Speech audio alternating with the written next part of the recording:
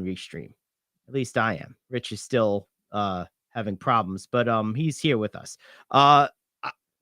We almost never talk about college football, Rich. And yesterday I came across an article on, of all places, Deadspin, which is not a place I typically frequent or a quote from. Yeah. But they wrote a really interesting, thought-provoking piece that I think is dead on, pun intended. They basically said that the college football bowl season, these bowl games, are more like preseason than postseason now, and they used examples of various players being in the transfer portal and then not playing in these games. Guys who were the starting quarterback all year now are, like, Notre Dame's quarterback, for example, is not going to be playing for Notre Dame because he's in the transfer portal. So the bowl game is nothing, and they blamed it on the college football playoff. Now, before I get into all of that, I did want to say a few other things from the article, which is they also mentioned how injuries are a concern. They mentioned how these games just aren't as valued. And if you can find the article, it's worth reading. But the thing is, like, it's not the playoffs' fault, because they named a lot of bowls that, you've never heard of, and that's always been a problem. I mean, like, no one's ever cared about the "Did you see what happened last Tuesday in Alamo Bowl?" Like, what? Like, I mean, there were always too many. Like, they need to go away. If he was lamenting the glory years, which is the general tenor I got from the article was dead on, but the energy of it was one of wistfulness for the past. And, like, it sucked then too. The only 4 games that mattered ever was the Rose Bowl, the Orange Bowl, the Cotton Bowl, and the Fiesta Bowl. And then whatever the national championship was always one of those 4. And maybe the Chick-fil-A Bowl or the Outback Bowl. There were some other bowls that at times had value and relevance, but not the Jimmy Kimmel Bowl. No, not the Jimmy Kimmel Bowl or the Toby's. Oh my God! I saw that for the first time the other day, and wait, that's a real thing? Yes. Oh God! I'm not kidding. Oh, that's terrible. That's absolutely terrible. See, I just do miss the 4 games on New Year's Day. Well, look, I think there's a way to do it, and what they said is that now they'll be expanding the college football playoff. That was the boogeyman, was the fact that the college football playoff has removed the relevance of those games, because it's one thing if only 2 teams make it to the championship game. You still feel like the teams playing in these other bowl games are playing a meaningful postseason game for something. But now that there's 4 teams, it's like, well, then who cares about teams 5, 6, and down the line? Well, I understand that logic, but I don't know that people really care about teams 3 through 4 either. Like, I don't know that the playoff caused that. I think it was always just sort of not it's not in a sports fan's nature to care who comes in second, let alone third or below. It's just not. I think last year, with, who was it, Connecticut or someone being in there, being the 4th.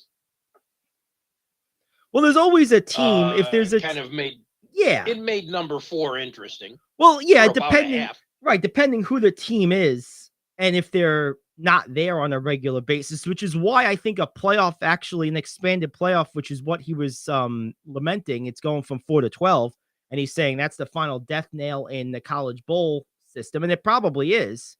But what it does produce, what it's likely to give you, is more of those Connecticut type teams who maybe come in as a 10 seed, and then they can win a game. You can get some of that NCAA March Madness feel to it a little bit if more non-traditional powers are in, because there's more spots. Now, what I'm afraid is going to happen, because college football works this way, is, okay, you're going to have all 12 of the power teams in. A team that had that undefeated season, a Connecticut or a Rutgers, getting a 10th or 11th seed is fine. Yep.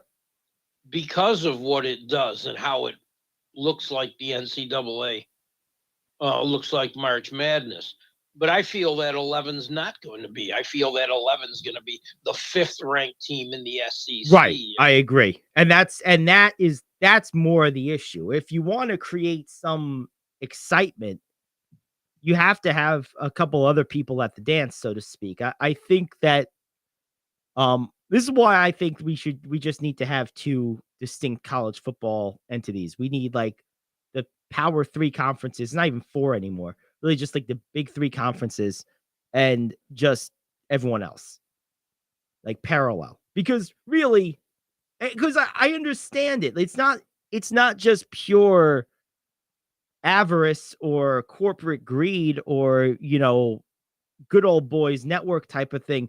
Like legitimately, the 5th best team in the SEC is probably better than most other teams. I mean, it's true. I mean, you just look at the NFL talent that they put out and that's all you need to look at. So I think that ultimately the proper solution is a playoff and maybe an exclusive playoff for like the Power 3 conferences and then like a general playoff for everybody else. And when I say everybody else, I mean, you're going to have teams like maybe Penn State, maybe Miami, maybe, a team like Nebraska. Like we're talking about really good schools that are going to produce NFL players, but they're not Alabama, Clemson, Georgia, Oklahoma, Ohio State. Like, Right. there has to be, I think, 2 tiers to this. That's what I think. And I don't really care about college football, as you can tell, we never talk about it. And part of the reason I don't care about it is this. Like, it's not really interesting. Like, the whole year is played for a predictable selection for the most part. And you weren't thinking of Connecticut last year with Cincinnati, by the way. Yes, thank you. Yeah, it was Cincinnati. Thank you, Shows you how close. Yeah. How close I pay attention to that. Thank you, Sauce Gardner. That's why they were there, by the way. Yeah, pretty much. So there you have it. That and that quarterback was kind of fun too, but yes. I have very little interest in it. The Power 5 is now the Power 4 with UCLA and USC leaving the Pac-12. Not only does that pull 2 of the consistently better teams out, but it takes the money out as well. And I don't know. If you separate it, take the 4 remaining conferences and let them divvy up the 12 bowl spots. But if you're going to do that, should the 6th ranked SEC team also get a bowl game amongst them other guys? No. If you don't fill the 12, you're done. Right. No, well, what I think the way it would have to be is the big 3, big 4 conferences would compete for the college football playoff. And the bowls would be the effective playoff of the lesser conferences. Everyone else? Yeah. That's the way I think you do it.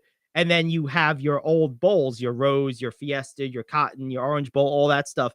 And, each year you anoint one like the championship game, the highest ranked, and then, tear it down like you always have done. And the Power 4 teams do not qualify for that. They have their own track that's exclusive to them. So if you're like if it's like a 4-team playoff, if you're the 3rd ranked SEC team and you didn't make the playoff, you're just not in. Like you don't go to the lower tier, you're just not in that year. Like that's how I would do it.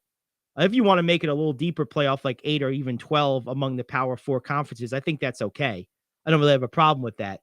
But whatever the cutoff is, whether it's 4, 8, 12, or anything else, if you don't make that cut, you don't automatically get a seed. There's like no NIT. You're just not in. Okay. And then the other track is for the other really good schools that are worth televising that just aren't Alabama. Because there's a lot of them. I mean, Nebraska comes to mind. UCLA probably is that, to be honest with you. Now that they've joined that conference, though, they've kind of set themselves up, but that's their problem. There's a lot of things. The Jim Kimmel Bowl. presented by Stiefel. I Oh told my. you it was a thing. I think it's ironic that a money management company sponsors this because it makes no sense at all. Why? Oh, I just said that just to You're use a pun. saying anyone that? Oh, geez. The Jimmy Kimmel Bowl doesn't make any sense. Why do we have a Jimmy Kimmel Bowl? Bad morning joke. Let me drink more coffee. Because NBC or whatever network he's on. I never knew this existed until I saw. I think it was on the Herd. Okay. Where it goes across the screen with all the bowl games. Yes. And that came up, the Jimmy Kimmel Bowl. Oh, and when I was done laughing, I actually had to look and see. Wait, this is really a thing? Yeah. Oh, that's awesome. It's SoFi Stadium. Oh man. All right, well, let's take a quick break. Before we do that though, we got a couple of minutes. I just want to say this. The time off was really good. I enjoyed having a week off. It was nice to kind of get away. I was in Florida for most of that, visiting my mom, and it was a lot of fun, but I'm happy to be back. I mean, a lot happened while we were gone. A lot of NBA action. And can I just say this? I was going to save this for my own rant, but we kind of went in a different direction. I am so. No, you can say whatever. It's your show. That's true. I am so tired of Anthony Glass Davis. I am so over this guy. Look, God forbid you play at your best level for more than 2 weeks before you have to go manage your whatever. Like for a month. For a month. What a puss. Like there's no other word for it. The guy is just a wuss. He just is. And it's so infuriating because you have no chance without him if you're the Lakers. You don't. They barely beat the Wizards last night. And, well, granted, the Wizards had Bradley Beal back, which it wasn't clear that they were going to. So that made a difference. But they're a much different team when he plays. But, like, you barely beat the Wizards. And not for nothing, LeBron's like 100 years old. And he's having to play 37 minutes and give you 39-7 to beat the Wizards. You're not going anywhere like that. He has no choice but to carry that. Well, he has to, right? But like, it's not fair. I mean, and it's criminal that the expectation of him is that he should still do that in year 20. I mean, guys in year 20, there's only been like 20 of them that have played that long. And every one of them was like a wallflower, a ceremonial player doing his farewell tour. Yeah. This guy is supposed to like carry a blah team with his one big weapon being a total wimp. Can't, handle a boo-boo. Got to wear a Band-Aid on his boo-boo. Like, God, I just can't take it anymore. It's driving me nuts. I made a bet with myself on how long this would take. And you were restrained for like 17 minutes. And I'm like, wow, I lost this bet. Oh, man. Well, this was going to lead the show. And then I saw that college football thing and I thought that was interesting. And where did you find that? Deadspin. I occasionally find interesting stuff there. You do. Another weird site you occasionally find interesting things. There's two of them, Awful Announcing and Sportscasting. Both of those websites will randomly put out interesting stuff. Mm-hmm. But yeah, I'm so just infuriated with Anthony Davis. I mean, the guy has to toughen up. Well, what is this really? It's an ankle injury. There's got to be some of these things he has to be able to play through. He just has to be able to. He has never, Gary, ever had a high pain threshold. Yeah, I know. Ever. In fact, it's probably one of the lower ones in the league. I think so. You know where I mean, and it's tragic that we can't just go and ask him because we should be able to. But like, I would love to get Kobe Bryant's actual opinion on this guy. Now that if he was still alive, now that he's been removed from the league and the team for a number of years, it would have been interesting for him to give a candid analysis of Davis because Kobe privately, even when he was alive, had to be seething at Davis, even when Davis was in New Orleans, at his just inability to like play through anything. And to have that be on him on the Lakers and know that the Lakers need him to such a degree and that he can't play through anything, even with that responsibility, I think Kobe would have been livid. And I would have loved to hear his unvarnished real opinion on this. Oh, Kobe would have flipped. Yeah, he would have. Oh, without a doubt. Not have tolerated this. No. LeBron is, which is why I always say I don't compare players. I don't compare LeBron and Jordan. I don't do any of that. But I do compare Kobe to Jordan. Mm-hmm. For the reason is that they were both ruthless with their will to win. Yeah, they were both the same guy. I mean, really, they were the same person. LeBron's more of a pat you on the back type of guy. But he's also LeBron is far more patient with this guy than I mean, who knows what he says when he gets home, and I can only imagine. Yeah, well, and the other thing is I think LeBron understands how much they need this guy. Like, he doesn't need to get him to mentally check out. Like, not like Davis, I would be shocked if he responded to Kobe style leadership anyway. He would just quit. I mean, that just seems to be his nature. If it's not perfect, he doesn't want any part of it. Which is why you really can't. He had a nice thing going in New Orleans. He did. I mean, that was a good team. They were going in the right direction, but he checked out. They needed him to be a leader.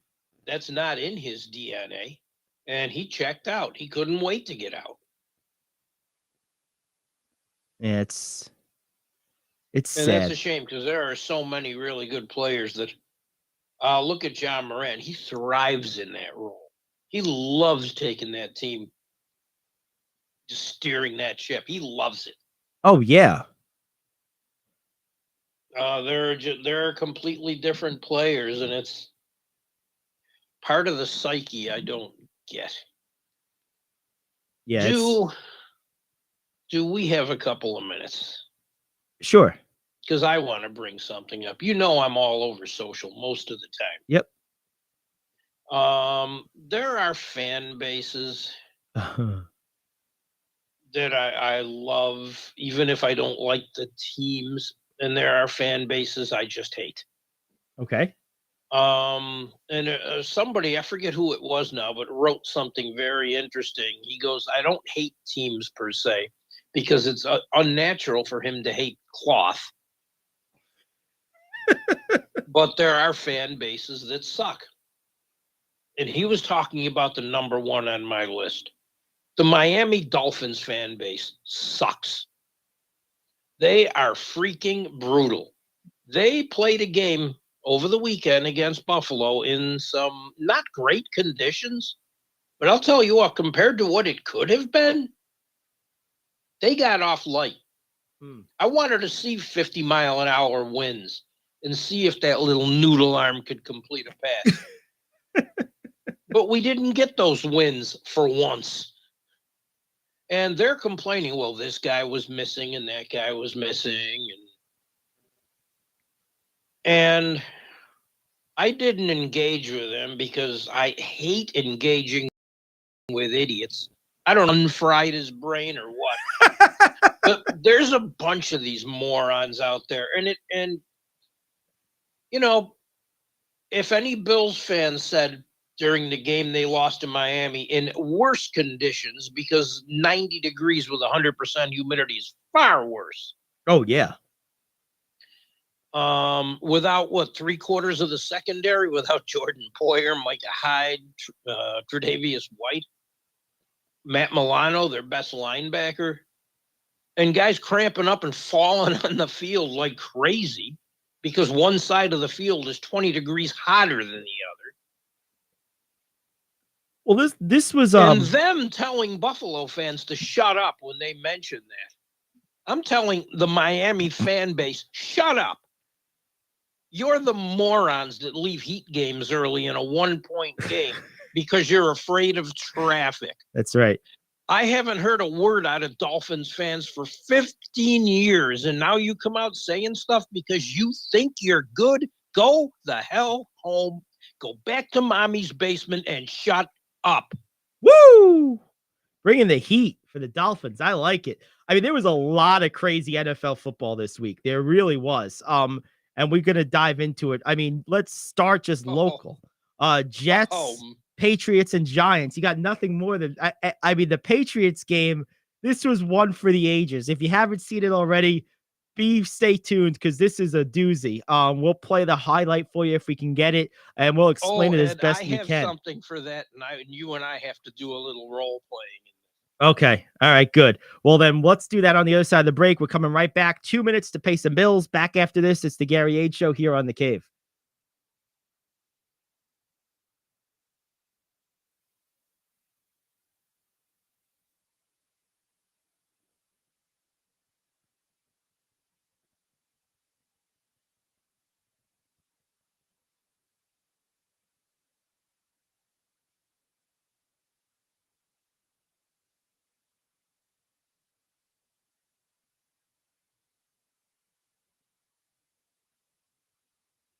Do you own a timeshare? Well, face the facts. You made a mistake. You made a bad purchase. A timeshare is not an investment. It's a money pit that continues forever. If you use your timeshare, that's great. But if you don't and you want to legally get out of your contract, call my friends right now at the Timeshare Exit Hotline. They're an experienced team of lawyers who help good people like you get out of a timeshare contract that they just don't want. Don't throw away your money on maintenance fees. Use it for things you really want. We can help you end your timeshare contract and stop the money drain immediately. If you're ready to move on with your timeshare, call our team right now. Cancel your timeshare now with a free call. 800-741-9557. 800-741-9557. 800-741-9557. That's 800-741-9557. If you're living with diabetes and using insulin, you know the pain of pricking your fingers over and over again. Ouch! Well, by wearing a small remote device called a continuous glucose monitor, or CGM, you can reduce the pain of pricking your fingers. If you administer insulin 3 or more times per day or use an insulin pump, call now and learn how a CGM can help you. Painless. No more pricking my finger. No finger pricks. Convenience. They delivered it free and they took care of all the paperwork. You can reduce pain right away. Plus, it's accurate, easy to use, and helps you spend more time in range. And if you have insurance, you can get a new CGM at little or no out-of-pocket cost. Call now and get free shipping of your new CGM. Plus, we'll bill your insurance for you. 800-826-5884. 800-826-5884. 800-826-5884. That's 800-826-5884. All righty, we're back, and I couldn't decide whether we wanted to hear the play first or Mr. Positivity Bill Belichick talk about it. I don't want to put people to sleep this early, so here's the play. Mac Hollins out on defense. He's all the way back. Stevenson is inside the 30, flips it back. Stanford band nowhere in sight. Uh-oh, it's picked off. Uh-oh, oh no, unbelievable. Oh wow, incredible. Chandler Jones takes it in and wins the game for the Raiders. Oh my goodness. And Chandler Jones, of course, the former Patriot.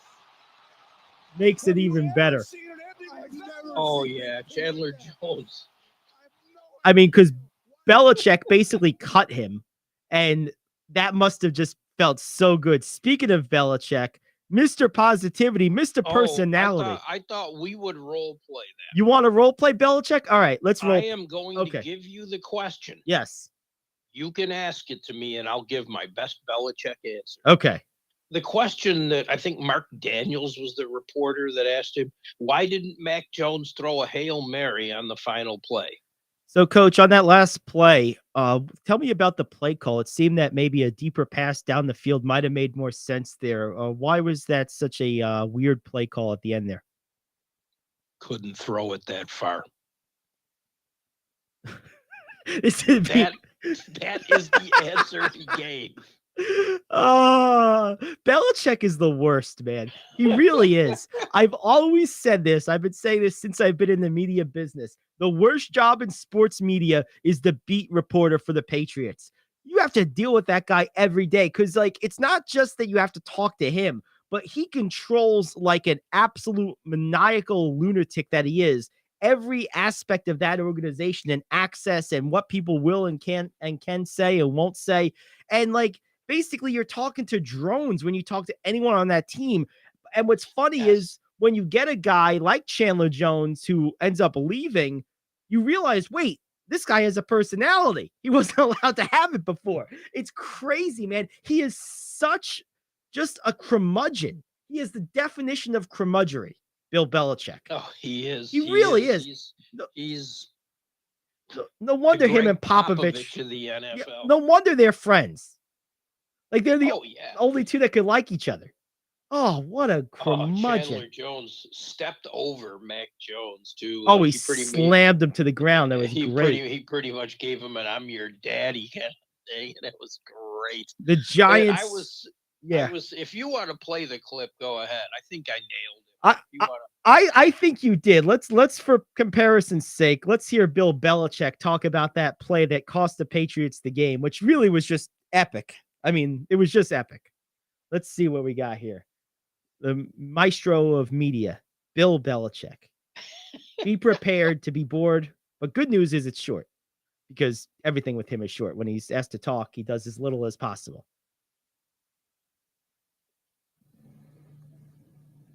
Just can't do that in this league, and it cost us. So I work to eliminate those, and continue to play. The good football that we played, but good football. Too many mistakes and too many bad plays.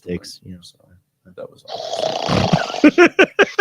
What do you remember with the Associated Press on that final play? I know it was a draw play. Was it instinctive on Ramondre, or was he given the green light to pitch if he had an opening? We made a mistake. We screwed up. All right, you get the picture. I can't do any more of this. Blah blah blah blah blah. Yeah, that one where he just said couldn't throw it that far just really got me. What a bore. Then why is he your quarterback? No. They were on the 45. Yeah, it's not like you're asking him to put it 90 yards in the air. That's true. Another crazy ending, historic as a matter of fact. Minnesota, Indianapolis. Ryan, poor guy. I'll tell you this right now. I would rather be me with my tens of dollars than Matt Ryan with my tens of millions of dollars, because he will forever be known, and it's set in stone now. There's no changing it at this stage. He is going to be now. You got a twofer out of the team. He is going to be known as the ultimate choke artist in NFL history. He is going to be known for the Super Bowl calamity of Atlanta versus New England. They were up 28-3 at halftime. They ended up losing. And now he's going to be known for the quarterback of the losing team in the largest come from behind victory in NFL history by Minnesota, who was down 33-0 at halftime. 33-0, and they won 39-36 in overtime. I don't know who Minnesota is. They are the weirdest team in the NFL. Kirk Cousins is the weirdest quarterback in the NFL. I know who Matt Ryan is, the biggest choke artist in NFL history. Now it's certifiable. And he's got the record in the regular season and in the Super Bowl.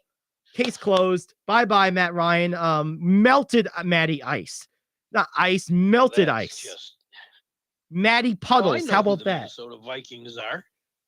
I know exactly who the Minnesota Vikings are. In fact, I sent it to you last week. The weirdest team in the NFL? No, don't you remember what I texted you? I don't. Uh-oh. I have to look this up. But I'll tell you one thing. I'll tell you one thing the Vikings are, in all seriousness. They are the scariest team to have to defend in the NFL in terms of their receivers that they could throw out there. I mean, Cook is a back, but he plays like a receiver a lot of times. Between him, Thielen, and Jefferson, that is a scary, scary trio to have to defend every day. And Hawkinson at tight end. Oh, now. they're monsters. They are absolute monsters. Although I hate to say the Lions are thriving since they traded TJ Hawkins. Oh, potential fraud. Okay. Whatever. Hating on the Vikings. Locally, the Jets choked a big one away. Oh, man, what a loss for the Jets. I mean, this is a tough one. It really is. I mean, this is a tough one to come back from. It about puts their season on ice. I'm not surprised. I honestly think the Jets weren't going anywhere anyway. Yeah, I agree. And the Lions are actually playing for something. Yeah, they are. They're 7-7 now, which is incredible. That's like a Super Bowl Aren't they winning ahead team. of Tampa Bay in that, or are they in the? No, what division are they in? No, they're with Chicago. Mm-hmm. I think is it Cleveland in there? I believe maybe Indy. No, Chicago, Minnesota, Green Bay. Oh, you're right. They're the North. That's the second best team in the division. Yeah. No, it's true. What if they end up 10-7? They can actually make a playoff spot. Well, and they have a pretty good schedule the rest of the way. I think they have the Giants, the Bears, and the Packers. Is it the Giants or the Jets? I think they might have the Jets one more time. They have I know they have the Packers and the Bears. No, it's the Panthers. It wasn't the New York teams. It's the Panthers, Bears, and Packers the rest of the way for the Lions. That's what it is. The way they're playing, they could win that. And what got into Jared Goff? Sean McVay's wife. Oh, oops. Remember that? Yeah, that was the end of his time in St. Louis, now Los Angeles. That was the end of that. I don't think that was anything. I really don't. I don't know. See you later. Although, I mean, she was married to Sean McVay. So. That's what I'm saying. Just saying, dirty laundry. What can I tell you? Oh man. Well, let me tell you something. That's big win by the Giants too. They held on by the skin of their teeth, but they won, and that's all that matters. They beat Washington, which is a big win for the Giants. Although that I still think that tie is going to come back and bite them. I think it actually gives them an advantage because it's one less loss. I think it gives both teams a bit of an advantage. Cincinnati continues to roll. They rolled Tampa Bay 34-23 after being down. And I'll tell you one thing, the most exciting game of the weekend, I think, Jacksonville and Dallas, 74 points between the two teams. Oh, yeah. Cowboys lose, but clinch a playoff spot because the Giants beat Washington. So they won by losing. Yeah. It's always good when that happens. This was fireworks. I mean, if you like points, this was your game. Yeah, anyone who bet the over on that was... yeah, they did pretty good for themselves. And that pick six was incredible. The fact he made that catch on the deflection was incredible, but then taking it to the house was just... Forbes released their list of the richest billionaires in pro sports, and I believe the Waltons were second, only to your guy, Mr. Ballmer. Steve Ballmer of the Clippers topped the Forbes list of richest billionaires. You know you're a rich man when you outrich the Waltons. Yeah. That's good stuff. Steve Cohen, Mets owner, was in the top 10. I think he was like 5th or 6th or something. He was high up on the list. One guy that was further down the list that I was surprised, I thought he was going to be higher up, was Artie Moreno. Was kind of in like I think they list the top 45 or 50, and he was like somewhere in like the 30s. I thought he was gonna be a little higher than that, but because he just I'd take being in the 30s on that. Yeah, I would take even being mentioned on this list. If I'm being considered, do you qualify? I'm in good shape. Yeah. Red Sox signed Justin Turner to a free agent contract. Michael Brantley is back with the Astros on the 1-year deal. So there you have it. We mentioned the Lakers. Now they say Turner is going to play first in DH. That's what it sounds like. Yes. Does he go to third if they don't sign Devers? Well, and why isn't Cohen opening up the checkbook for Devers? Why isn't that deal done? I thought Devers was re-signed already by Boston, wasn't he? Not that I've seen. I thought he was. Is he a free agent right now, or has he got a year left? Let me look this up real quick because I thought he was signed.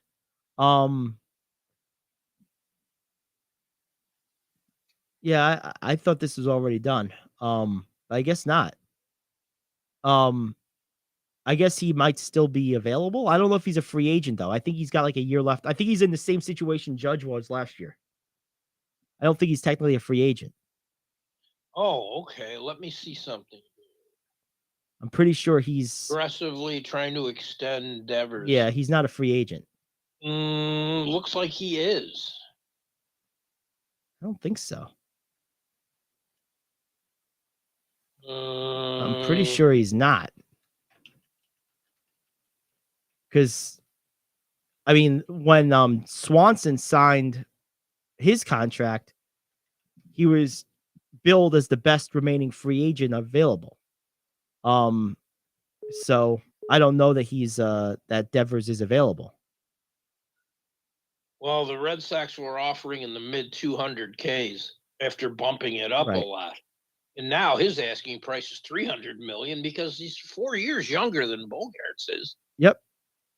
And they're either going to have to pay or let him go. And I don't think they have that much of a choice. Oh no! I mean, but I think that Devers will be there at third, and I think you'll have Turner mostly at first, maybe some DH. So they're just throwing that that first baseman now. I cannot remember who it is. Well, JD Martinez is gone. If that's who you're talking about, he signed elsewhere. I think he signed with LA, as a matter of fact. I think they basically pulled the switcheroo, the non-trade trade. I think Martinez is now with the Dodgers and Turner is now with the Red Sox. Okay. And yes, Devers is... He's 1 year out. He's 1 year out. Yes. Yeah. I thought so. So, yeah, so there you go. Big stuff. Big stuff in football. We got the question of the day still ahead. We also, of course, have the top 5 news you can use. A lot of NBA action. I gave you my little rant on Anthony Davis. We might revisit that. I don't know if one is going to be enough to cleanse my soul from that one. I might have to do that a second time. We'll see how it builds up. I think so, too. But let's take a break, and we'll come back, and we'll do the radio question of the day. It's the Gary Ayd Show here on The Cave.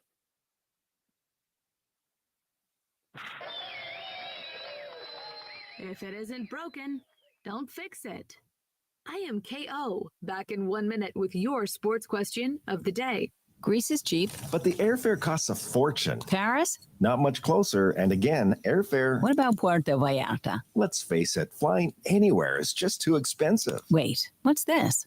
Low-cost airlines. With one call to low-cost airlines, you'll drastically slash your travel costs. We're talking insanely low airline prices to any of your favorite destinations. Where would you like to go? London, Rome, Costa Rica, Australia? Wow, that's cheap. So why wait? Call now to learn how crazy cheap it is to fly anywhere in the U.S. or international. Our prices are so low, we can't publish them. The only way to get them is to call to instantly hear the most amazing best deals on airline travel. It's that easy. So call now and start packing. 800-648-9175. 800-648-9175. 800-648-9175. That's 800-648-9175.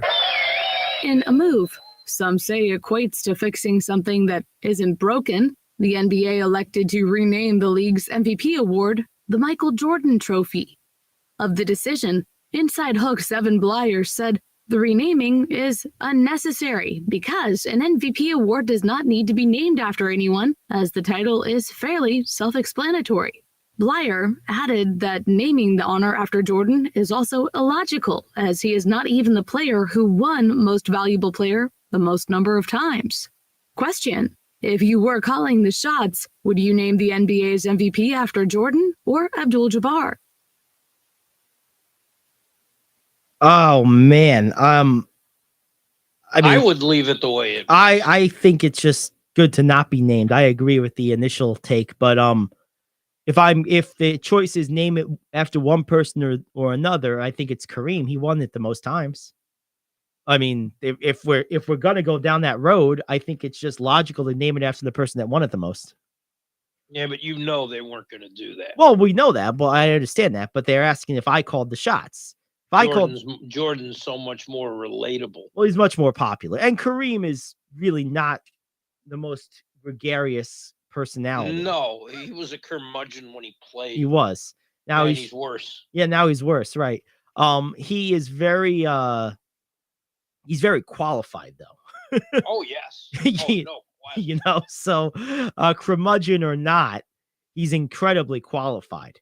But yeah, I wouldn't have changed the name. They renamed them all. Wilt's the Rookie of the Year. That doesn't even make any sense. Like, no, because he didn't win Rookie of the Year. Like, why is he even? Yeah, right. He never won Rookie of the Year, and like he's so much bigger than that. Like, I mean, I know. Like, oh, believe me, I don't understand. Well, you believe he's the greatest player of all time, which is not a crazy thing to think. I mean, he's definitely, absolutely in the conversation. I don't think these things should have been renamed. I was okay with the Bill Russell Finals MVP. Yeah, that made sense. But now they're taking this a little too far, I think. I didn't think any of them were necessary. Most of them didn't make any sense. And then after they named them all, they slighted Jerry West, so they had to make a new award. Which is what now? The Hustle Award. What? Oh man, Jerry West has to just be livid. The whole world wants to remove him as a logo. Yeah. He never gets any respect. He's got JJ Redick calling him a plumber. I was so happy he clapped back on that. If you don't remember that story, yeah.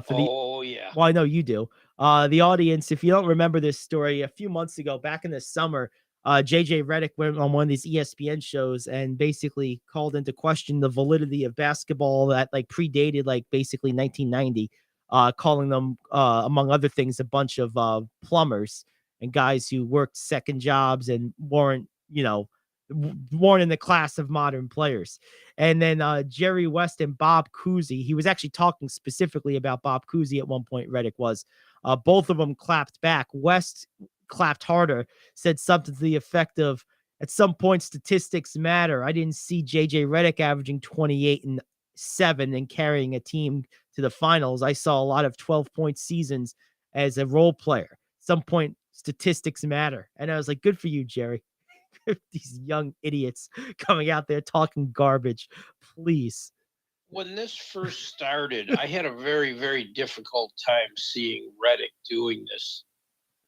I did not think he was that stupid. I didn't either. I was very shocked at that. And I think this was because now you see he's doing games. Yep. I think Redick put his media career in full blast. Yep. He put himself on the map by being a disrespectful by doing jerk. That. And yep. How stupid is that? That's the business. It really is. One viral clip, whether you're right or not, whether it's good or not, can make your career. And that seems to be the case here. I mean, I really don't like his work, to be honest. I think he's okay, but I think he's very just bland and not really interesting. I think the best in-game announcer working right now, as far as a color commentator, is still Hubie Brown. I think he's still the best out there. I think Clyde Frazier is a close second because he's entertaining. I think of the Breen, Jackson, Van Gundy package as one. I don't even like, I can't separate the three of them. They're like just one entity. No, it's like an old married couple and their best friend. I mean, right. That's right. It's a married couple from Utah, polygamy. There you go.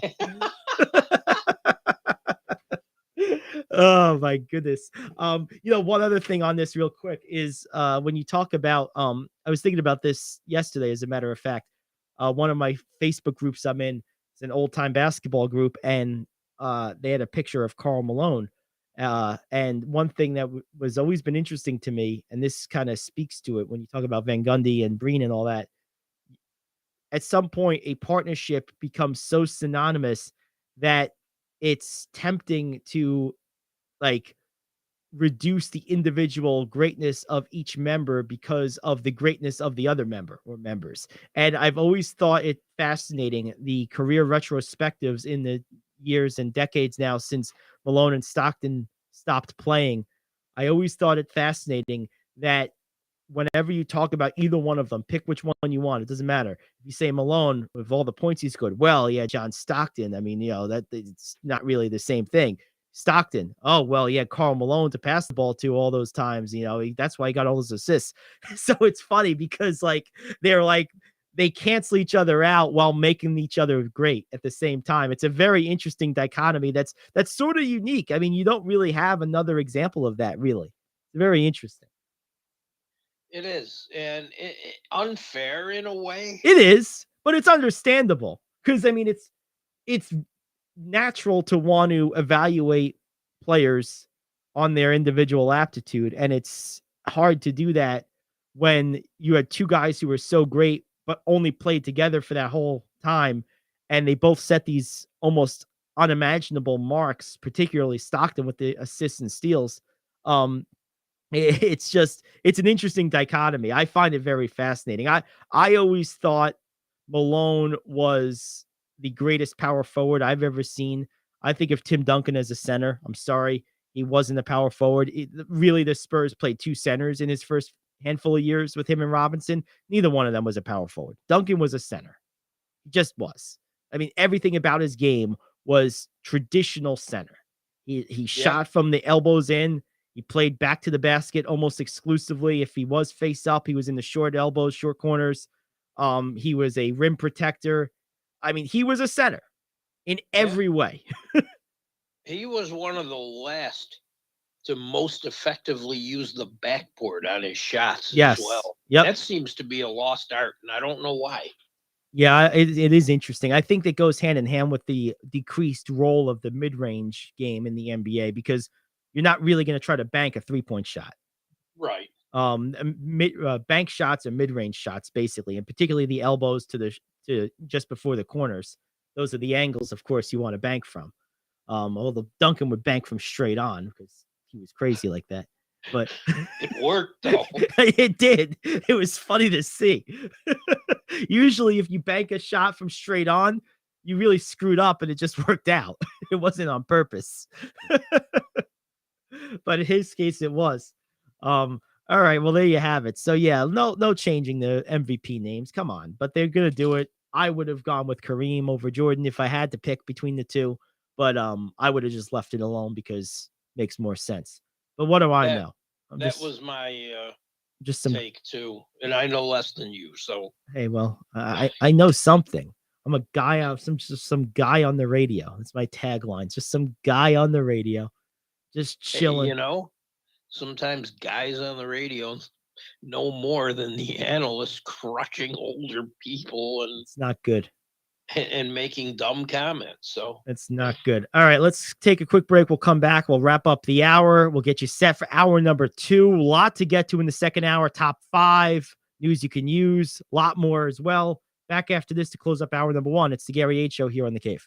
Are you like me? You have health insurance, but you don't have dental insurance. Do you need to get to the dentist right away? Maybe you need an implant or some other major service. Well, I found a dental insurance plan that's just right for you. It's called Spirit Dental. Spirit Dental offers a $100 lifetime deductible, a huge network of dentists. And here's the best part. There's no waiting periods. Yeah, that means you can call right now and have real dental insurance for you and your family tomorrow and get that immediate coverage you want. Spirit Dental has plans for just a few dollars a day, up to $5,000 annual maximum, and coverage for implants. Whatever age you are, the dental insurance you need is a free phone call away. Now don't wait, and be sure to ask about Spirit's vision plan. Here's the number: 800-631-9229. 800-631-9229. That's 800-631-9229. Hey friend, life happens and you need money. What do? You call the special toll-free number we're about to give you. We will send you a link to your phone with details on how you can loan up to $5,000. Couldn't you use $5,000 to pay for your rent, pay grocery bills, get your car repaired, or whatever you need? It's up to you. We don't care. We're just here to lend you the money.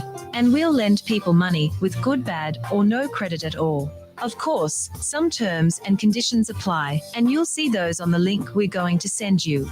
So if you need up to $5,000 maybe as soon as the next business day, call this number right now. We will text you a free link with details. Paid for by Money Mutual. Call 800-586-7112. 800-586-7112. 800-586-7112. That's 800-586-7112.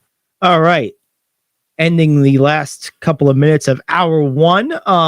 What's happened in the NHL over the last week or so, Rich? Where are we at with hockey these days? The Rangers are on a roll. The Islanders doing pretty well. The Sabres are back to 500 and have the highest scoring team in the league. So some of these kids are learning on the job and doing well. And the Devils are in a bit of a slump, but they look like they're playing better. Yesterday, the Rangers won their 7th in a row. They beat the Blackhawks 7-1. A lot of players had great games. Artemi Panarin, the bread man, had a goal and 2 assists. Our favorite, the Servo hat trick. Vincent Trocheck, Capo Caco, Philip Hedl each had a goal and assist. Adam Fox had 3 assists. Igor Shesterkin made 29 saves. I watched a bit of that, and it just got uneventful after a while. One interesting thing in the game, Jonathan Taves and Patrick Kane of the Blackhawks played in their 1,000th game together. You don't see that often, and it's pretty cool. And since we were gone, Ovechkin scored his 800th goal. He's 1 behind Gordie Howe, and interestingly enough, he could tie it or surpass it tonight because they're playing the Red Wings. And the Sabres are in Vegas tonight for a game against the Golden Knights. All right. That's pretty cool. So all the New York teams are like somewhat relevant right now. Yes. Even though the Devils are in a bit of a slump, they are still leading that division.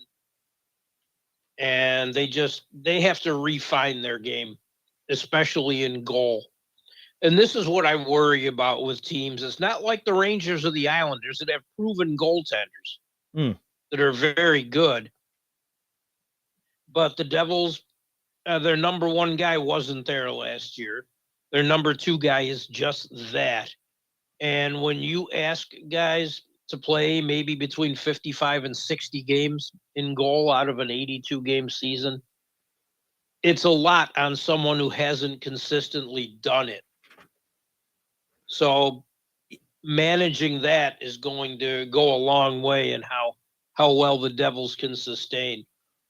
But the Rangers look like that scary team again that they did last year. Another bit of interesting news. One of our listeners, Eric, chimed in. Him and I were talking over the weekend, and he kind of asked a question. He's a big baseball guy. He asked a question of who is going to benefit the most from the band shift that's going into effect this year. And like the sports nut he is, he furnished a list, and I'm going to read from it right now. I believe this is from RotoWire.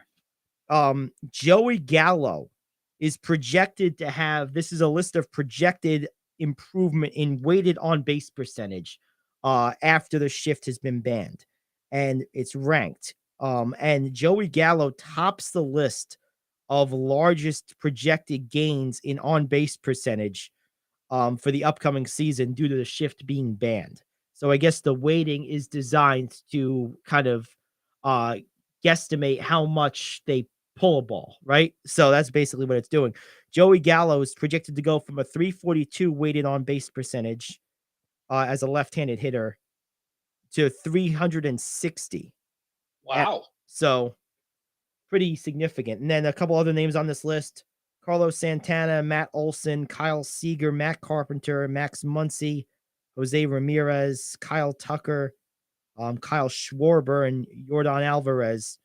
Anthony Rizzo is on here as well, as is Cody Bellinger, which would be really interesting because I would like to see him rediscover some semblance of his old form. Because I have to tell you, I've never seen the only player I've ever seen fall apart like this. I guess there's two. Robbie Alomar was one, but he was at least in his mid-30s when that happened. Yeah. But it was sudden. And then the other one that's a better comparison, is a little older than Bellinger is now, but still fairly young. Andrew Jones, when he turned 30, forgot how to play baseball. It was the craziest thing I've ever seen. He went from an MVP candidate, top 10 player in baseball, to you couldn't put him on the field in a year and a half, in his late 20s and the beginning of his 30s. It was nuts. And Chuck Knobloch. Yeah, but he was 30 something too. And then he kind of reinvented himself as a left fielder for a little while. Yeah. Steve Blass, if you want to go way back. Oh, jeez. 20-game winner. Incredible pitcher. All of a sudden, he looked like he forgot how to throw a baseball. It's weird when that stuff happens. But Bellinger went from a budding star, a future MVP potentially, to a guy who struggles to get over the Mendoza line every year now. It's crazy. And I wonder how much eliminating the shift is going to affect that. Well, that's the thing. I hope it helps him. Of all the players I just rattled off, he's the one I would most like to see regain some semblance of his old form. Because it's sad. I mean, because what? How old is he now? Is he even 30 yet? Or is he 20? I think he is. Is he 30? If he's 30, he's just 30 or 31 at the absolute oldest. I thought he might still be in his late 20s. But great job by Eric feeding us some really good information. So a shout out there. They're really fascinating. Absolutely. I think Rizzo. Yep. 27. Cody Bellinger is only 27 years old. 27. Oh my God. I thought he was older. Yeah. Well, he plays like he's 47. That's the problem. I think Rizzo's going to show a lot. I think Gallo is too, because their averages dropped a lot. I'm wondering if it's going to have an effect on Sebastian Yelich. Christian Yelich, you mean? Christian Yelich, yeah. Sebastian Yelich. The other Yelich. I think he's a rock star. I got to stop this. Oh, that's great. Yelich was a 300 hitter and an MVP. And look at him now, struggling to hit 250, hitting half the home runs. So it's not like he's even compensating with power. Wow. And to not hear his name mentioned in the list, I'm like, geez, is there no hope for him? He's still young. Yeah, it's pretty insane. I know, that's weird. another good one. Weird. It really is. All right, let's take our top of the hour break, 4-minute break. When we come back, it's the top 5 for those new to the show. Maybe haven't heard us before. Thanks for listening the first time. I did want to tell you the top 5 is a segment we do every day. And what we do is Rich gives me a question, which I have no prior knowledge of. And I give off the top of my head answers to that question. We usually rank something as the name would imply. Sometimes it's more of a list, less of a ranking, but it's always uninitiated as far as my knowledge of it. So that is what is fun about it. It puts me to the test, puts me on the hot seat. We'll do that next. Top 5, top of the hour. That's coming up. 4-minute break. Back after this, the Gary Ayd Show here on The Cave.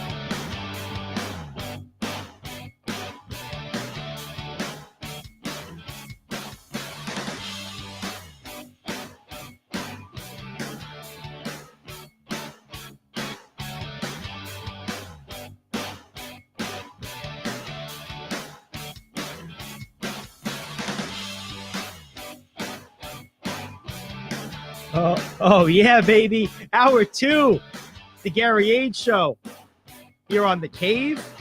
And he's out from hibernation. There he is. I told you he was here in the flesh. Well, sort of. In the digital flesh. Rich Anselmo on camera. Oh, yeah. I don't know that we missed much, but hey, sorry to disappoint. That's right. Welcome. I spent the first hour pleasing just about everyone. That's right. There we go. And now, top of the hour means one thing and one thing only. Top 5. Let's do it, Jack George. This is the moment we've all been waiting for. It's time for King Talk Radio's Top 5. All righty, there we have it. Top 5. What do we got today, Rich? And again, the best intentions. Uh-oh.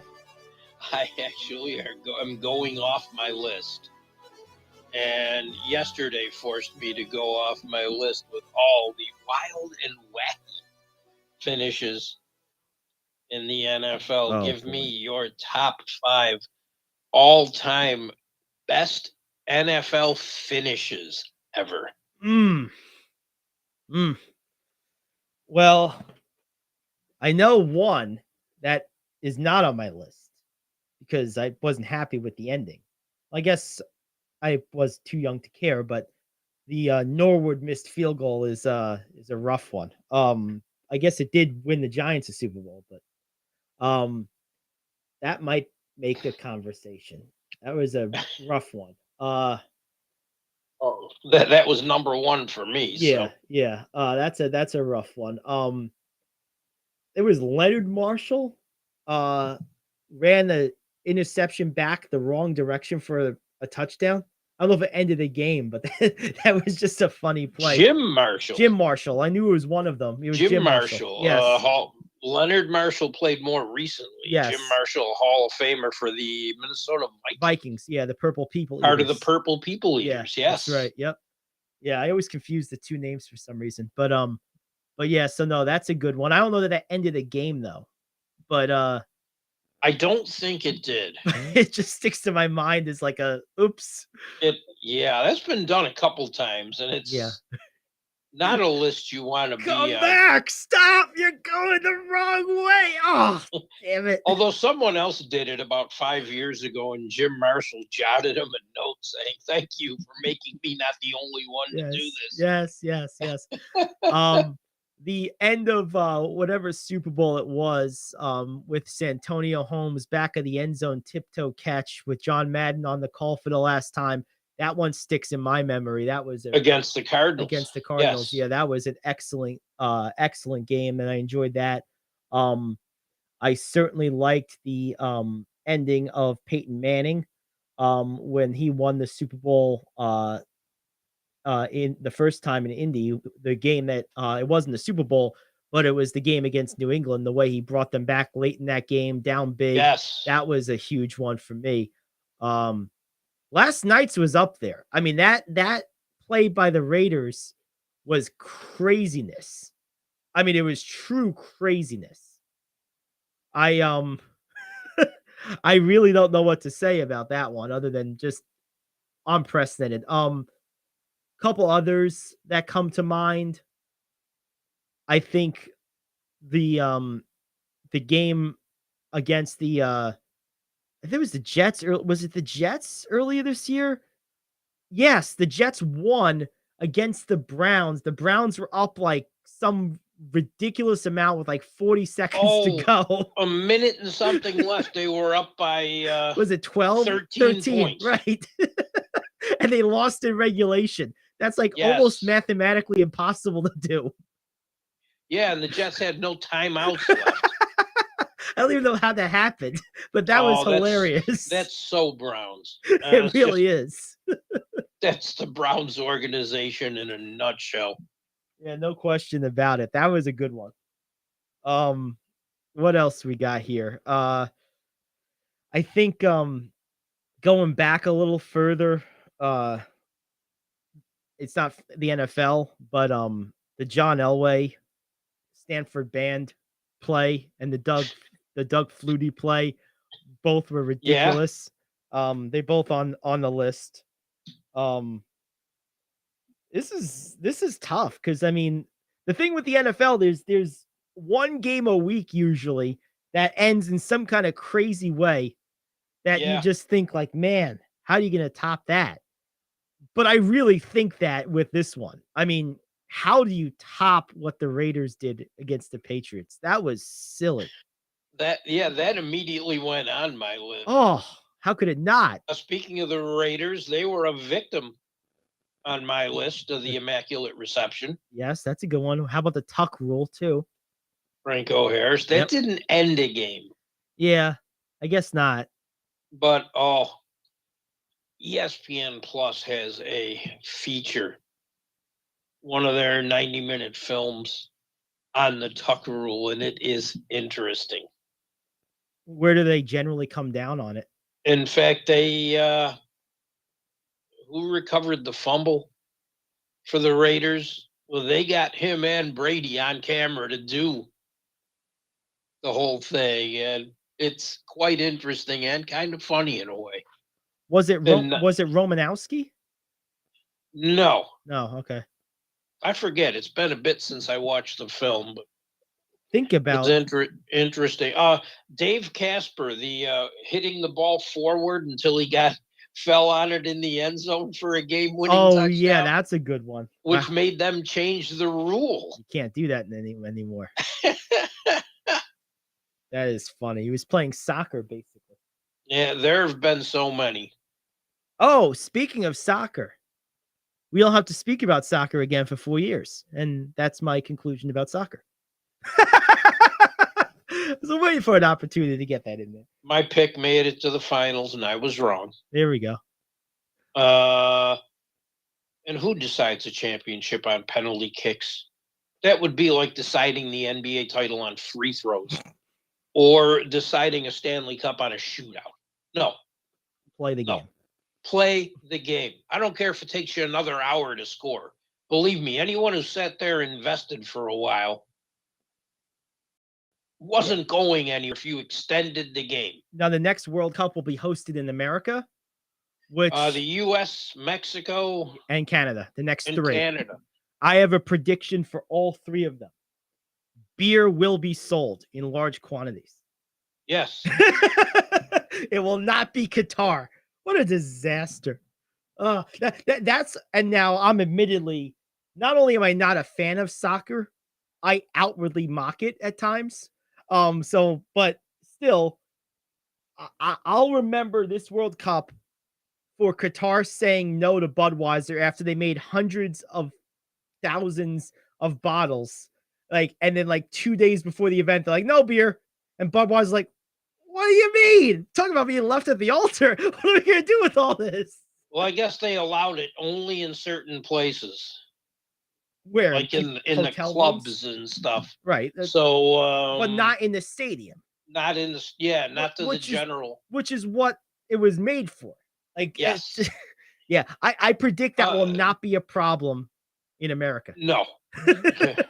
Too many rules in this one. Yep.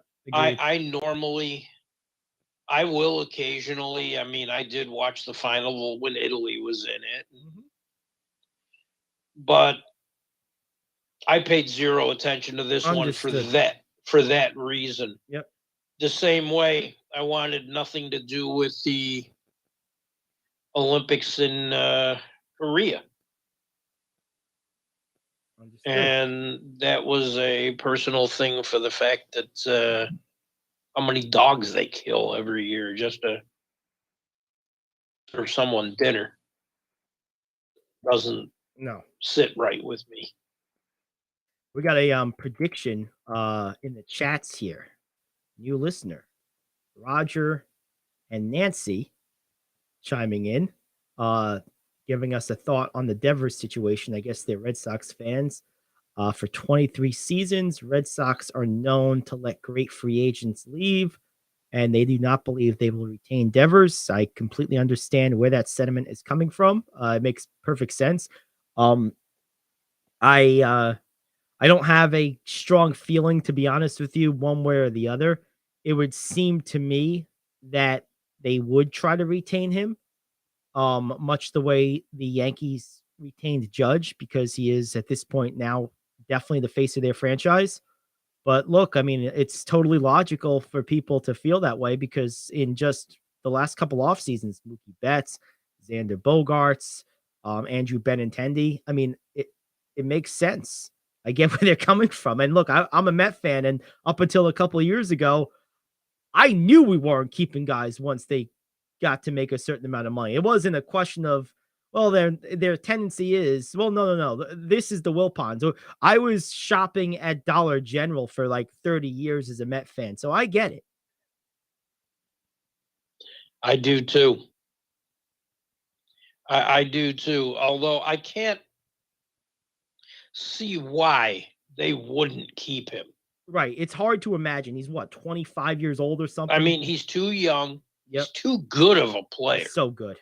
I mean, he's a great player. But why they won't lock him up now is nuts. The price continues to go up. It's going to go up. And if they wait until next year, do you see them paying an inflated price? Because now when they gave him the $200-something million offer, and he's looking from around the lines of $300 million, pay him. Right. Because next year it's going to be $400. Right. It's going to be $375. Right. Absolutely. Right.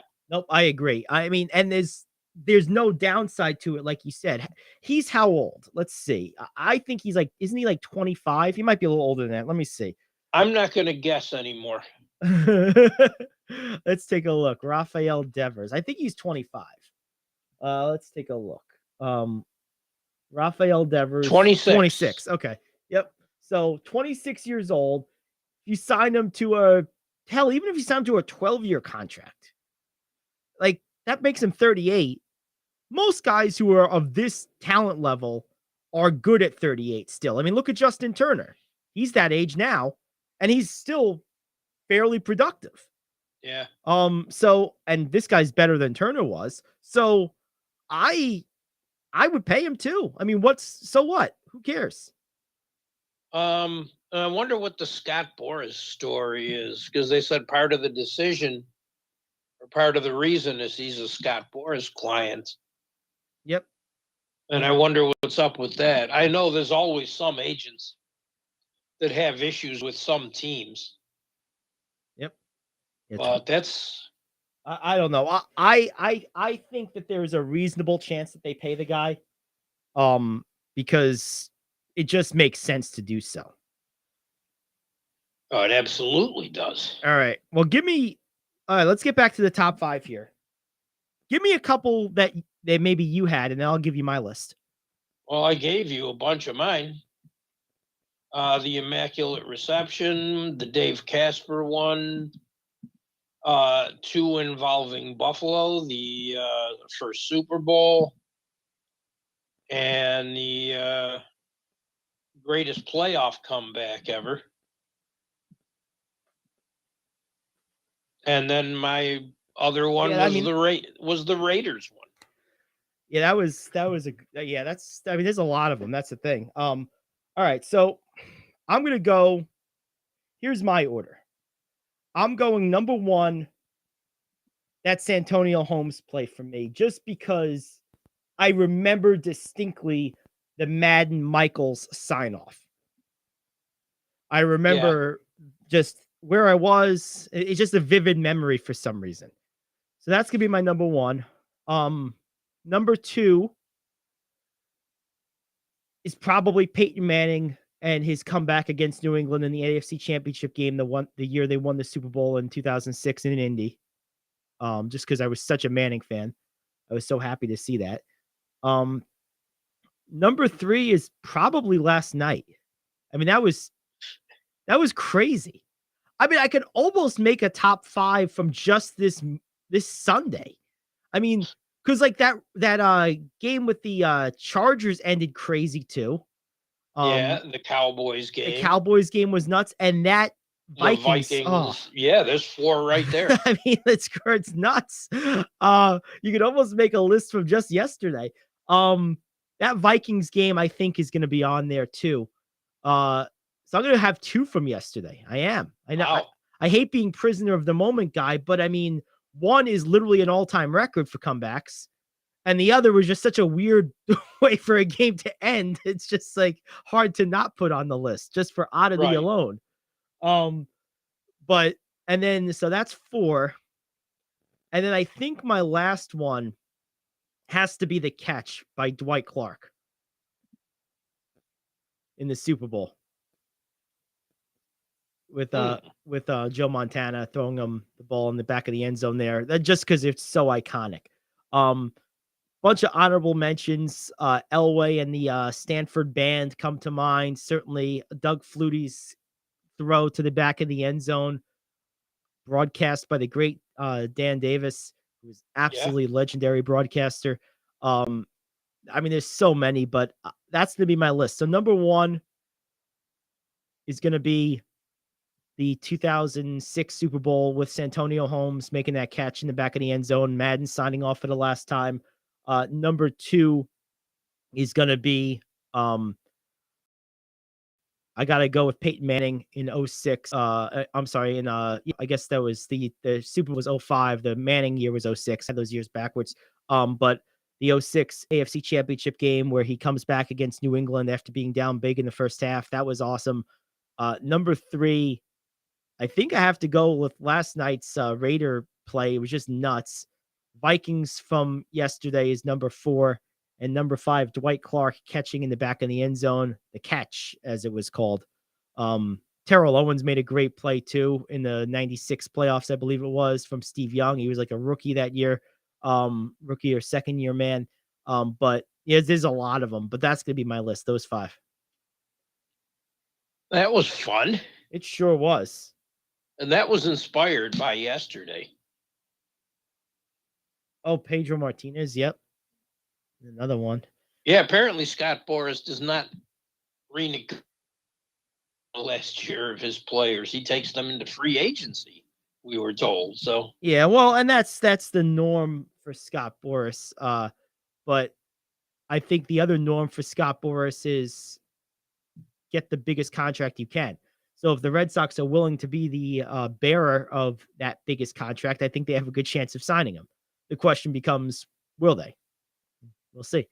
All right, well, let's take a quick break. We'll come back. We got a lot of NBA to get to. Big couple of games in the NBA today, a couple of interesting ones. We'll break down those. Knicks playing a lot better. Let's spend some time discussing how and why. I think that's important. Their defense has radically improved over the last month. Yes, it has. And I think break that down. That's contributed to a lot of their winning streak. That's right. It was 7 games now. Yep, 6 or 7. Yep, it is. Couple of winning streaks in the NBA right now going. So and one major losing streak. Couple of those. Orlando is on the bad one, aren't they? Or is it San Antonio? San Antonio's 0-10 in their last 10 games. Whoops. Very consistent. Don't get much worse than that. Very consistent. So we'll break that down. If we have time, I'd like to really take a deeper dive into the Chicago situation. The Chicago Bulls? Because I'm curious. Yeah, I'm curious what you would do there. They just gave up $150 to Minnesota. I saw that. What a disaster. Without Karl Anthony Towns. And I have a couple of ideas, but I'm curious to what you think. What would you do at this stage with that team? Understood. All right. So we'll tackle Chicago and New York in the NBA when we return. Until then, we're going to pay some bills. We'll be right back. It's the Gary Ayd Show here on The Cave. Do you want to save money on your next flight? Then pick up the phone and call. That's right, call. Because the best prices are not online. They're with SmartFares. See, SmartFares has special deals with the airlines. When they have unsold seats, they use SmartFares to fill them. So you get airline tickets at crazy low prices. They have access to great prices and discounts at over 500 different airlines. Plus 300,000 hotels and rental car companies. Their prices are too low to publish online. With the extra extra money you'll save, you can book another trip or treat yourself to dinner or shopping. So stop searching all of those travel sites to find the lowest price on your next flight. Let one of our SmartFares expert travel agents find the best price for you. Call SmartFares today and get ready to see the world with a fat wallet. 800-370-2460. 800-370-2460. 800-370-2460. That's 800-370-2460. Come on, you watch the news. Be prepared to pay more taxes. Then if you owe back taxes or haven't filed in a few years, get ready. The IRS, the largest collection agency in the world, will be coming after you with the power to collect taxes by any means they want to. Hey, they can freeze your bank account, your passport, even padlock your business. Oh, good times. Look, if the IRS claims you owe them $5,000 or more in back taxes and they're coming after you, don't panic. Call my friends at Get a Tax Lawyer first. Their job is to negotiate with the IRS and save you money. They're experts at it. That's all they do, and you can trust them. In some cases, they have reduced a $50,000 tax bill to less than $1,000. If you owe the IRS $5,000 or more in back taxes, call now for a free consultation. Call 800-649-8617. 800-649-8617. 800-649-8617. That's 800-649-8617.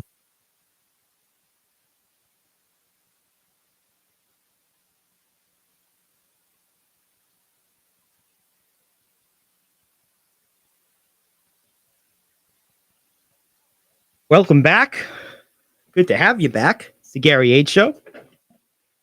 Righty. So the Knicks really have been playing well, and their improved play has been mostly contributed, I believe, by their defense. Their offense has been steady all year. They've been solid, but not spectacular. But their defense, up until a month ago, Rich, was awful. Now it's very good. And I'm curious, putting your scouting hat on, what's changed? They've done a few things differently. They've covered up some deficiencies quite well.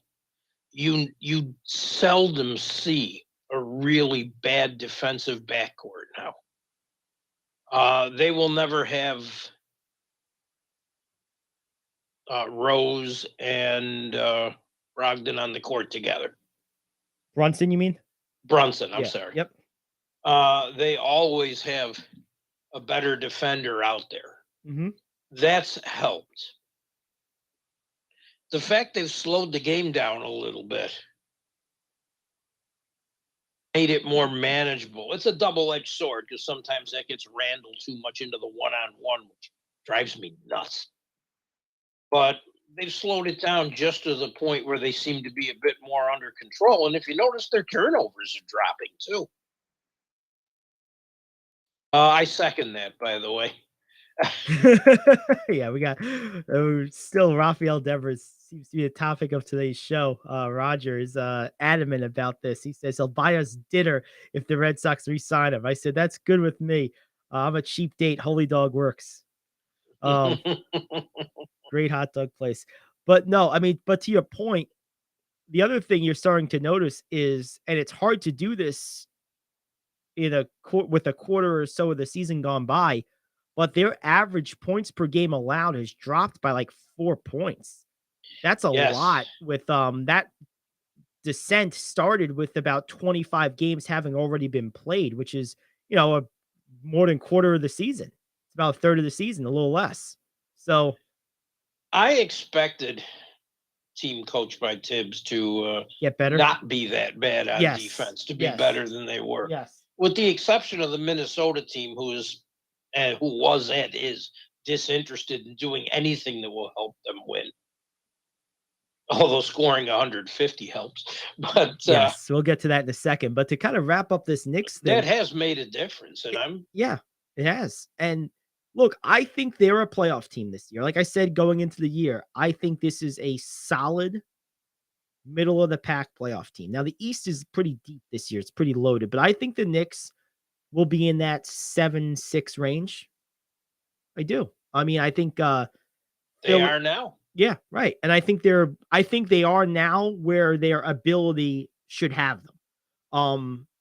I think Philly has been a bit of a disappointment overall. I don't see them as a true contender the way I thought they should be coming in. Now, part of that's been they've been without Harden for a lot of stretches. There's been stretches without Embiid, but they're not the team I was expecting them to be. Boston and Milwaukee are living up to their billing. I think Toronto has been a little bit of a disappointment to this point. They have. I think they can be better. And I think once everyone's in the lineup, I mean, Anunoby's not 100%. That's right. I think they can be. They're another one of those donut teams. There's a big hole in the middle. And you don't just fix that unless someone has a fire sale. Because I see a few big men out there that can be had, at least from what I'm hearing. And I'm talking San Antonio and Chicago, which we'll get to. Yep. Well, let's talk about Chicago now, because when you give up 150 to anybody in regulation, even in the current NBA where points are pretty easy to come by, it's a bad sign. When it's the Minnesota Timberwolves without Karl Anthony Towns, that's a five-alarm fire. Yeah. What is going on in Chicago? What is happening there? They play like they've never played with each other before. I also question the, quote, best players, Zach LaVine. Nice player. If he's your best, he does nothing to make people around him better. Yeah, nothing at all. You're right. He's not good enough to draw consistent double teams, and he's not a good enough playmaker to take advantage of them, even if he did. He is your quintessential individual scorer and not much else. Yes. And yeah, he does. I don't see him changing. No. He doesn't play like that. Well, I think he's maximized his ability. Whereas to make a comparison, I always thought Carmelo Anthony underachieved his ability, just wouldn't. I think LaVine can't. I think he plays the best version of himself on a consistent basis. I just think this is what he is. But you don't win like that. No, you're not going to win like that. 100. I agree with your point. If he's your best player, you're in trouble. But yeah. So now my question to you: what do? Do you tear it down? I don't think they're a playoff team playing like this. And if you do, how far do you go? Yeah. Do you move LaVine? Do you move DeRozan because of his age? Do you move Vucevic because you're paying him just to be there? And man, could the Raptors use him? A lot of teams could use Vucevic. Yeah. And I don't say this lightly. I'm a big believer in being the best you can be every year. But I think it's time to tear this down. I think they overachieved massively last year. I think last year was an aberration. Just like I remember saying about the Hawks a few years ago when they made that crazy run, I said, this is an aberration. And that's proven to be the case. The Hawks are a mediocre team in the 2 years since. I think the Bulls are in the same category. This is a mediocre team with two guys who essentially are the same player, with DeRozan and LaVine. I'll say this. I don't know that I go full nuclear right out of the chute, but what I do is I move one of those two for a piece that fills some of my current needs and maybe some draft capital if I can get it, depending what the market will bear. I don't care which one you move. Move whichever one you'll get more for. I mean, LaVine's probably younger, LaVine due to his age, but DeRozan might be seen as the missing piece for a team that thinks if we get him, we can win this year. So depending on what teams bite, I'll give you an example. If DeRozan and LaVine were on the market and I was, say, Dallas, I would rather DeRozan because I think he's a little bit better now. And I think I can win the championship maybe this year with that missing piece. If I'm a team that's in the hunt but not on the precipice. Let's say I don't know, Indiana. I would rather Zach LaVine. But I think that I would, if I'm the Bulls, I'm moving one of them first for something that fits, that doesn't duplicate skill set, giving it a couple of weeks, seeing how it plays out, and then deciding if I'm going full nuclear or not. But I'm not going nuclear right out of the gate. But that means I would do this like now, so I have some time before the deadline if I do want to make additional moves to make those happen. So I would move one of them now for pieces that fit better. For me, with them, it's all about draft capital. They have none. Yeah, they have to get some capital, and they have nothing. Yeah, zero. Would you trade DeRozan to the Lakers for those picks or LaVine? I would trade either to the Lakers for those picks. And maybe a player, like maybe I bring back Patrick Beverley or Chris Nunn. Not that they're world changers, but yeah, I need different types of players on this roster. And your favorite bench guy, what was his name? Russell Westbrook. No, the one you used in an example. Oh, for the Lakers? Yeah, Ryan. Oh, yeah, Matt Ryan. Well, they cut him. Yeah, he's gone. Yeah, he's gone. Yeah, he's gone. The other Matt Ryan. They were afraid he was going to choke it away with the name he had. I was like, no, that's not me. Yeah, right. It's not me. It's the other Matt Ryan. He's a lot older than me. But I think they have to do something. I agree. I also think they have to make multiple moves because they need to find a way. And if you're going to rebuild, they need to find a way into the Wembyana sweepstakes. Well, that's why I'm not going full nuclear right away. I think this team has enough on its ready-made player roster that it's possible. I don't know that it will happen, but I think it's possible that trading one of those two for pieces that fit better and maybe a draft pick might put you back in the swing of things, because you're not going to get Wembyana right now anyway. You're not, because any team that is going to be in that sweepstakes is not going to trade that pick for anything. Like, just to have the chance at that guy, you're not going to trade a chance at a guy like that for Zach LaVine or DeMar DeRozan. You're just not going to do it. So I think that you're trading into the draft for lesser players, which is fine, but I'm not going nuclear right away. I'm taking a more measured approach. I'm trading one of the two. I'm going to put both on the market, figure out where I can get some value, where I'm getting more value, and I'm making a move quickly because I want to have time left over that if this still doesn't work, if we're still inept, then yeah, I'm going nuclear. But I don't want to go right to the nuclear button before I try just like regular bombs first. Because I'm looking at their roster and I'm like, oh, I don't see much on this team I want to keep. Well, you got Vucevic, you got those two. I guess that's LaVine, a typical line last night. 22 points, a rebound, and 6 assists, no steals, no blocks, no deflections, none of any of the work stats. You got to work for these. Yep. None. Well, that's an interesting fact. He had 6 assists. That's relatively high for him. Well, so did DeRozan. Right. And he had 29 points. But he had a couple steals. He had a deflection. I mean, DeRozan will at least work on both ends. Yep. Oh, and just for the record, I mean, the Timberwolves were without Karl Anthony Towns. Karl Anthony Towns and Rudy Gobert. See, I like Kobe White. I think this team desperately misses Lonzo Ball. I think he makes them a lot better. I do. Oh, and Matt Ryan's with the Timberwolves, by the way. Oh, okay. They got Alex Caruso. I like him. Yeah. So there's not a lot there, though, that I would say, oh, we've got to keep this guy. No, I think I just named them. The guys I would keep one of the two, DeRozan or LaVine. I'm trading the other. I want to get Lonzo back healthy next year because he's, I think, a really good player. So I'd want to keep him around. Kobe, I don't know how much of the year he plays. Well, no, I think he's out this year.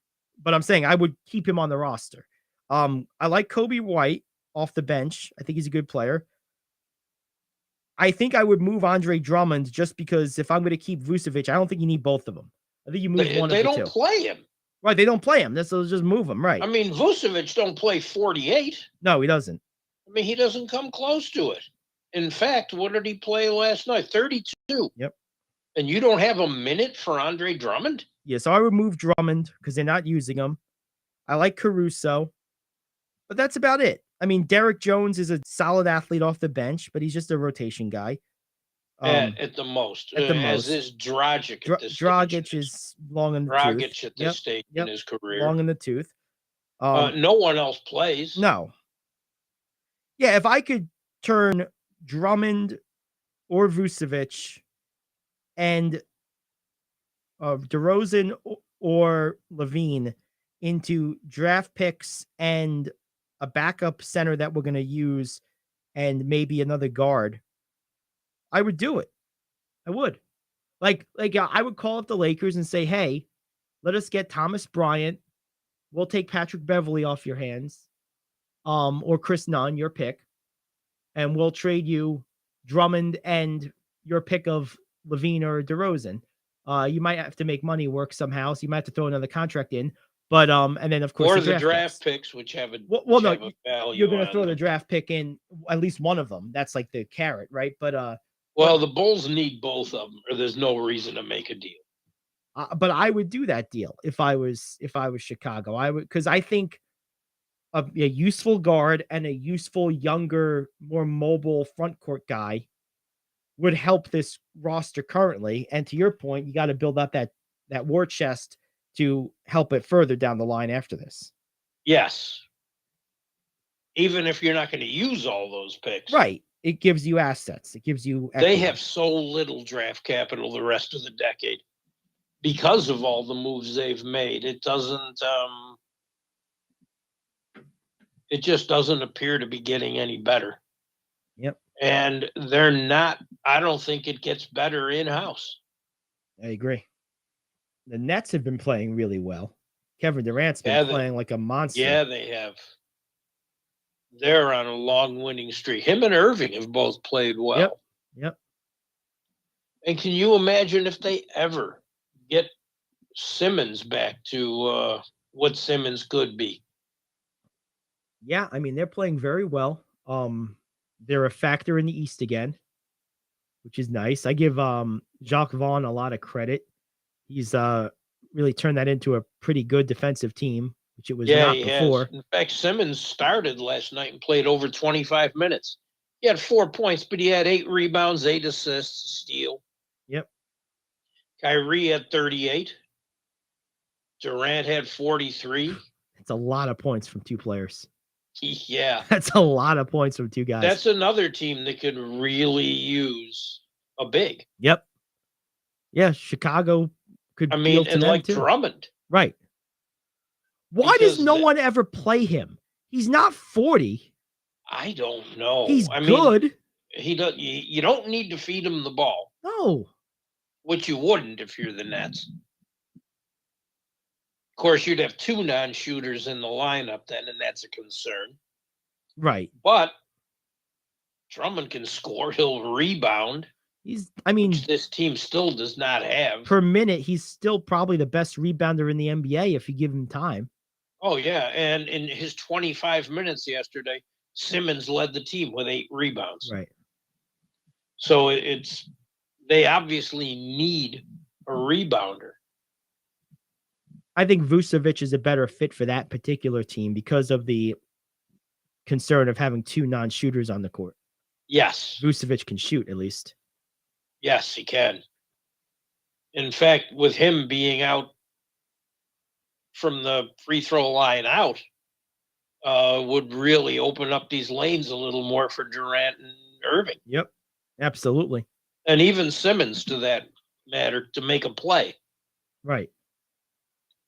I think you get the best of Kyrie Irving as Ben Simmons plays more. Yeah, I agree. Because he doesn't have to try to be the point guard. Right. He just needs to be a guard. Yep. Put the ball in the basket. Yeah. And he does that as good as anybody. Yes. Absolutely. And it's nice to see them not only relevant, but they're 4th in the East. Yep. They're 19-12.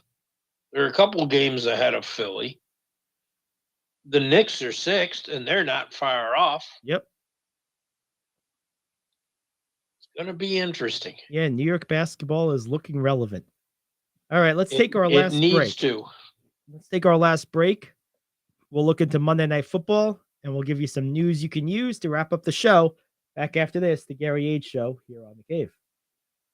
Do you own a timeshare? Well, face the facts. You made a mistake. You made a bad purchase. A timeshare is not an investment. It's a money pit that continues forever. If you use your timeshare, that's great. But if you don't, and you want to legally get out of your contract, call my friends right now at the Timeshare Exit Hotline. They're an experienced team of lawyers who help good people like you get out of a timeshare contract that they just don't want. Don't throw away your money on maintenance fees. Use it for things you really want. We can help you end your timeshare contract and stop the money drain immediately. If you're ready to move on with your timeshare, call our team right now. Cancel your timeshare now with a free call. 800-741-9557. 800-741-9557. 800-741-9557. That's 800-741-9557. If you're living with diabetes and using insulin, you know the pain of pricking your fingers over and over again. Ouch! Well, by wearing a small remote device called a continuous glucose monitor, or CGM, you can reduce the pain of pricking your fingers. If you administer insulin 3 or more times per day or use an insulin pump, call now and learn how a CGM can help you. Painless. No more pricking my finger. No finger pricks. Convenience. They delivered it free and they took care of all the paperwork. You can reduce pain right away. Plus, it's accurate, easy to use, and helps you spend more time in range. And if you have insurance, you can get a new CGM at little or no out-of-pocket cost. Call now and get free shipping of your new CGM. Plus, we'll bill your insurance for you. 800-826-5884. 800-826-5884. 800-826-5884. That's 800-826-5884. All right, we're back, and we have the top 5 in the books. We've done our NBA breakdown. All that's left to do now, of course, is Monday Night Football and news you can use. Rich, Monday night, I'll tell you what, we're getting down to the nitty-gritty of the season. It's really, really exciting stuff. It's been a very interesting NFL year. We had just a crazy, crazy Sunday. I mean, yesterday was nuts with all the games we talked about earlier. I mean, we could have done a top 5 NFL comebacks from just yesterday. I mean, it was just a wacky, wacky day. And tonight we have Packers and Rams. So probably not a whole lot to write home about there, but still an interesting matchup. I'm not writing anything. Still an interesting matchup. The Packers are still somewhat in contention because the NFC is sort of weak at the bottom. The Rams are out of it. This game's interesting from a betting standpoint. Rams are 7.5-point underdogs here. Which is, I think, a pretty high number for a game that I think is between 2 below average teams. And it's a very, I don't think, go ahead. It's a very low over under too at 39.5. I don't think anyone has that kind of faith in Baker Mayfield doing that again. Oh, I understand why the line is what it is, but I think it's a very playable line because I don't have any faith in Green Bay either. So, if I'm looking for a bet in this one, betting the spread, I think is a really safe play. I think this game could very well be close. I might even go the money line here. You get plus 260 on your money if you just bet the Rams to win. And I think this game is closer to a 1.5. I would have set this line at maybe 4, 3.5, maybe 4.5 at the most. I think this is a high line. I really do, because I think both teams are perfectly capable of laying an egg. So I like the betting action in this one. I really do. I don't know. I just don't see, I don't see it. Don't see what? I don't see the Rams putting up that much. I remember this offense only had 3 points last week until Mayfield had those last 2 drives. I don't know if I'd want to bet money that he's going to do that again. Yeah, I mean, I understand, but I look at this and think this is a pretty sure thing that this is a game that it's pretty sure that you can't really be sure with either of these teams. Both teams Right. are so incapable. Right. That I'm tempted to bet this on the spread. Because I could see this game being clumsy and close. What do you think of the over-under at 39.5? I'm probably going to bet the over there too. Yeah, that's what I was thinking. Because I think one of these teams will find a way to score about 25. Mm-hmm. I could see this and game, neither one of these teams is going to hold an opponent to under 17. Right. I could see this game being 28-25, 25-20. I think it's going to be under the 7.5 spread and over the over-under. So I would bet this as a 2-pronged parlay. I'm betting the over on the over-under, and I'm betting the Rams to cover the 7.5. I think Green Bay wins. It's home, and it's Green Bay in December. I think that's an advantage. So I do think the Packers win, but I don't think this is a particularly bloody game. I don't think this is a blowout. I think the Rams are in this one, and I think it's a little higher scoring than that. So I'm going to go Packers 24, Rams 20. Okay, and the overs and the points are covered at that Right. point. Yep. So it's 39. I don't know if the Packers are good enough to even beat another mediocre team by more than 7.5. Well, that's why I like this bet. I completely agree. That's exactly what I like about it. Although these games do tend to get away from you. Yeah, they happen at times. That would be like my only concern. And there you go.